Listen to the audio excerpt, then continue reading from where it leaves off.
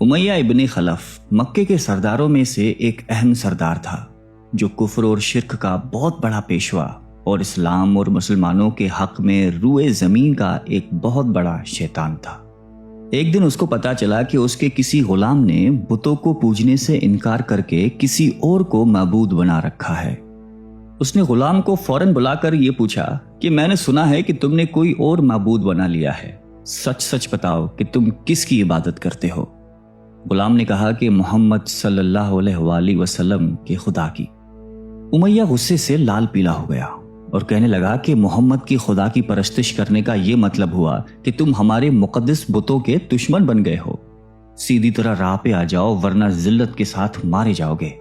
میں یہ ہرگز برداشت نہیں کر سکتا ہوں کہ تم بتوں کی پوجا کرنے والے کے غلام رہ کر محمد کے خدا کی پرستش کرو۔ وہ غلام جو توحید کا سچے دل سے شیدائی ہو چکا تھا، اس نے بے دھڑک امیہ کو جواب دیا کہ میرے جسم پر تو تمہارا زور چل سکتا ہے، لیکن میں اپنا دل اور اپنی جان محمد صلی اللہ علیہ وآلہ وسلم اور اس کے خدا کے پاس رکھ چکا ہوں۔ اب اللہ کی عبادت ہی میری زندگی کا مقصد ہے اور تمہارے خود سے بنائے ہوئے بتوں کو پوجنا میرے بس کی بات نہیں ہے۔ یہ جواب سن کر امیہ بن خلف غیظ و غضب سے دیوانہ ہو گیا۔ ایک غلام نے اسے بے دھڑک جواب دے دیا تھا۔ اس نے کڑک کر کہا کہ اچھا تو پھر اپنی بے دینی کا مزہ چکھ، دیکھوں گا میں کہ محمد اور اس کا خدا تجھے کیسے بچاتے ہیں۔ امیہ کے تشدد شروع ہو گئے۔ مکہ کی زمین گرمی کے سبب بڑی مشہور تھی۔ امیہ اپنے غلام کو دوپہر کی تپتی دھوپ میں زمین پر لٹا کر سینے پر بھاری پتھر رکھ دیتا تھا کہ وہ کروٹ نہ لے سکے۔ پھر کہتا تھا کہ محمد کے دین سے باز آ جاؤ، لیکن اس ظلم کے باوجود بھی اس غلام کے منہ سے سوائے احد کے کچھ نہیں نکلتا تھا۔ امیہ مزید غضبناک ہو کر اذیتیں مزید بڑھاتا جاتا۔ ایک مرتبہ تو امیہ نے ظلم کی انتہا کر دی۔ پورا ایک دن اور پوری ایک رات غلام کو بھوکا پیاسا رکھا اور تپتی ہوئی ریت پر لٹا کر اسے تڑپنے کا تماشا دیکھ رہا تھا۔ اس کی یہ کوشش بھی غلام کو حق سے نہ ہٹا سکی۔ آخر تھک ہار کر امیہ نے مکے کے بدماش لڑکوں کو بلایا اور ان سے کہا کہ اس غلام کو اتنی اذیتیں دو کہ یہ محمد اور اس کے خدا کا نام لینا بھول جائے۔ یہ لڑکے امیہ کی خوشی حاصل کرنے کے لیے اس بے بس غلام کو بری طرح مارتے پیٹتے تھے۔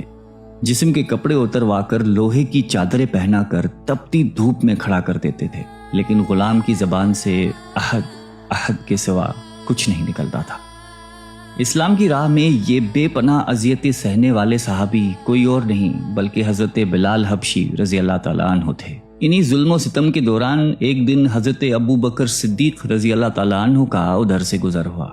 آپ رضی اللہ تعالیٰ عنہ نے امیہ سے فرمایا کہ اے امیہ، اس بےکس اور مظلوم پر اتنے ظلم و ستم نہ کر۔ اس نے تمہارا کیا بگاڑا ہے؟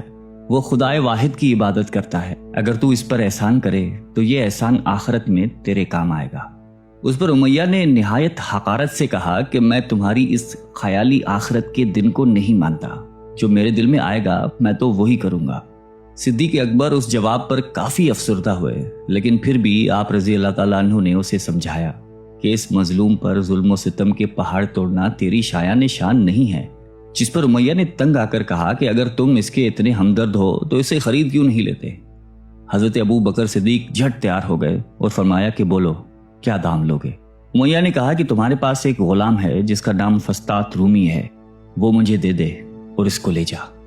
حضرت ابو بکر صدیق رضی اللہ تعالیٰ عنہ فوراً ہی راضی ہو گئے، جبکہ امیہ کا خیال تھا کہ فسطاط ایک نہایتی کارآمد غلام ہے جس کی قیمت زیادہ ہے اور حضرت ابو بکر صدیق رضی اللہ تعالیٰ عنہ اسے دینے سے انکار کر دیں گے، مگر آپ فوراً راضی ہو گئے۔ تو امیہ کو سخت مایوسی ہوئی اور اس نے ساتھ ہی 40 اوقیہ چاندی کی فرمائش کی۔ اسے بھی حضرت ابو بکر صدیق رضی اللہ تعالیٰ عنہ نے بخوشی ادا کر دیا۔ حضرت بلال رضی اللہ تعالیٰ عنہ کو ساتھ لے کر دربار رسالت میں حاضر ہوئے اور سارا ماجرا کہہ سنایا۔ آپ صلاۃ السلام نہایتی خوش ہوئے اور فرمایا کہ ابو بکر، اس کار خیر میں مجھے بھی شریک کر لو۔ صدیق اکبر رضی اللہ تعالیٰ عنہ نے فرمایا کہ یا رسول اللہ، میں اسے خدا کی راہ میں آزاد کر چکا ہوں۔ یہ سن کر زبان رسالت سے صدیق اکبر رضی اللہ تعالیٰ عنہ کے لیے کلمہ رحمت جاری ہو گئے۔ حضرت بلال رضی اللہ تعالیٰ عنہ نے اس غلامی میں 28 سال گزار دیے، لیکن آپ چونکہ نہایتی نیک اور پاکیزہ طبیعت کے تھے لہذا جب حضرت صلی اللہ علیہ وآلہ وسلم نے دعوت توحید دی تو آپ نے فوراً اسے قبول کر لیا، اور یوں آپ سابقون الاولون کے مقدس جماعت میں شامل ہو گئے۔ رہائی پانے کے بعد حضرت بلال ہمیشہ آپ صلی اللہ علیہ وآلہ وسلم کی خدمت میں حاضر رہتے تھے اور دل و جان سے نبی پاک صلی اللہ علیہ وآلہ وسلم کی خدمت بجا لاتے۔ آپ صلی اللہ علیہ وسلم حضرت بلال کو کسی بھی چیز کا حکم دیتے تو آپ اپنی جان بھی لڑا دیتے۔ غزوہ بدر سے لے کر غزوہ تبوک تک تمام غزوات میں شامل رہے، لیکن حضرت بلال کی اسلام کے لیے سب سے بڑی خدمت اور ان کے لیے سب سے بڑی سعادت اسلام کا سب سے پہلا مؤذن ہونا ہے۔ ہجرت کے بعد جب مسجد نبوی صلی اللہ علیہ وآلہ وسلم تعمیر ہوئی تو آپ صلی اللہ علیہ وسلم نے آپ کو اذان دینے کا ذمہ سونپا۔ آپ کی آواز نہایتی دل نشیں تھی اور اس میں ایک ایسی تاثیر تھی کہ اذان کی آواز سن کر لوگ سب کام چھوڑ چھاڑ کر مسجد کی طرف دوڑتے۔ 8 ہجری میں جب مکہ فتح ہوا تو کعبے کو بتوں سے پاک کرنے کے بعد آپ صلی اللہ علیہ وسلم نے حضرت بلال سے فرمایا کہ اے بلال، کعبے کی چھت پر کھڑے ہو کر اذان دو، اور یہ مبارک سلسلہ حضور صلی اللہ علیہ وآلہ وسلم کی حیات مبارکہ تک اسی محبت اور عقیدت کے ساتھ جاری رہا۔ لیکن 11 ہجری میں جب آپ صلی اللہ علیہ وسلم نے سفر آخرت اختیار کر لیا تو اس عاشق رسول صلی اللہ علیہ وآلہ وسلم پر غم کا پہاڑ ٹوٹ پڑا، اور مدینے میں رہنا اب آپ کے لیے دشوار ہو گیا۔ آپ کو ہر وقت پیارے نبی صلی اللہ علیہ وآلہ وسلم کی یاد ستاتی رہتی تھی۔ آپ صلی اللہ علیہ وسلم سے آپ نے سنا ہوا تھا کہ مومن کے لیے سب سے افضل عمل جہاد فی سبیل اللہ ہے، لہٰذا آپ رضی اللہ تعالیٰ عنہ خلیفہ اول حضرت ابو بکر صدیق کی خدمت میں حاضر ہوئے اور جہاد پر جانے کی اجازت طلب کی، لیکن حضرت ابو بکر صدیق رضی اللہ تعالیٰ عنہ نے آپ کو خدا کا واسطہ دے کر کہا کہ مجھے اس بڑھاپے میں تنہا چھوڑ کر مت جاؤ۔ تو حضرت بلال نے اس شرط پر ابو بکر صدیق رضی اللہ تعالیٰ عنہ کی بات مان لی کہ اب وہ رسول اللہ کے بعد کسی کے لیے اذان نہیں دیں گے۔ حضرت ابو بکر صدیق رضی اللہ تعالیٰ عنہ نے ان کی یہ بات مان لی، لیکن آپ کے دور خلافت کے بعد خلیفہ دوم حضرت فاروق اعظم رضی اللہ تعالیٰ عنہ کے دور میں بھی جب بیت المقدس کی تسخیر کے لیے شام جانا پڑا تو وہاں عیسائیوں سے صلح نامہ طے پانے کے بعد حضرت عمر فاروق رضی اللہ تعالیٰ عنہ نے ایک خطبہ دیا اور حضرت بلال سے درخواست کی کہ آج جب کہ قبلہ اول پر توحید کا پرچم لہرا دیا ہے تو اس با عظمت موقع پر اگر آپ اذان دیں تو ہم آپ کے مشکور رہیں گے۔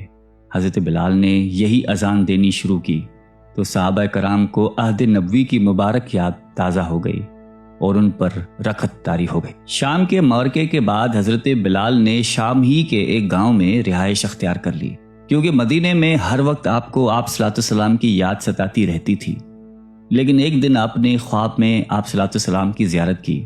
آپ ان سے فرما رہے تھے کہ اے بلال، کیا ابھی وقت نہیں آیا کہ تم ہماری زیارت کے لیے آؤ؟ اس خواب نے آپ کو بہت تڑپا دیا اور آپ بےتاب ہو کر فوراً مدینے روانہ ہوئے۔ مدینے پہنچ کر حضرت بلال نے روزہ اقدس پر حاضری دی اور اس درد سے روئے کہ حاضرین بھی اشک بار ہو گئے۔